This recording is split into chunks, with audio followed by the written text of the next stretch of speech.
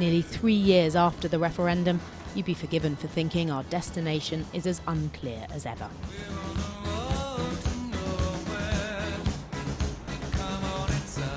However people voted, both Leavers and Remainers feel equally frustrated at the direction of travel, or lack of it.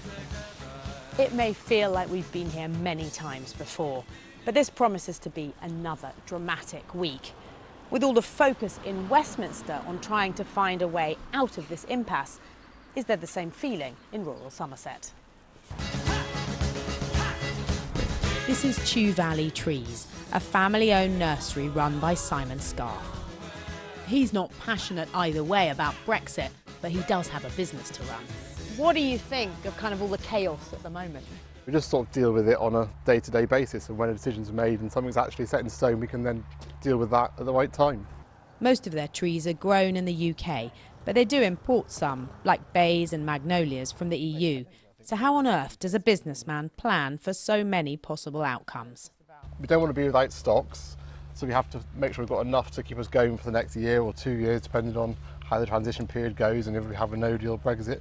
So we just had to plan for many different scenarios instead of just planning with a known outcome. So what sorts of things have you done? Well, we've started producing more trees ourselves.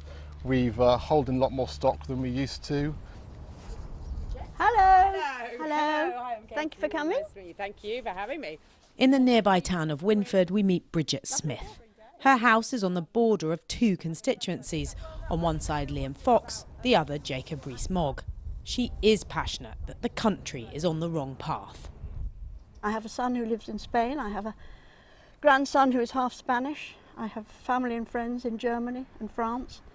I just feel thoroughly European.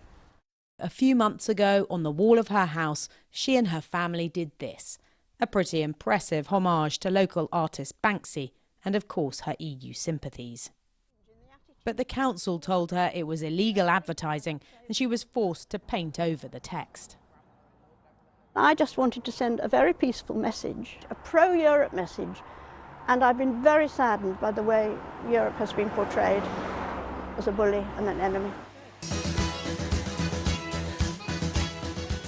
At Aurora Scientific, just outside Keynsham, they've already taken the EU out of the equation.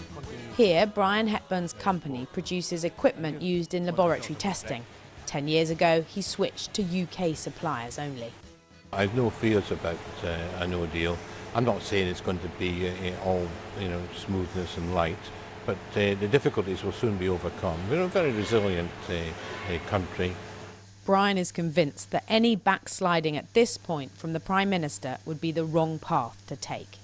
If Brexit's not delivered on time, she should resign. Would be my simple way of looking at it. And then on time means in 18 days, on the 29th of March? Absolutely, yes, because that's what we've all been told, that's what we've all worked towards. But with clarity still needed in many areas, don't rule out the only destination still being nowhere. We're on a road to nowhere.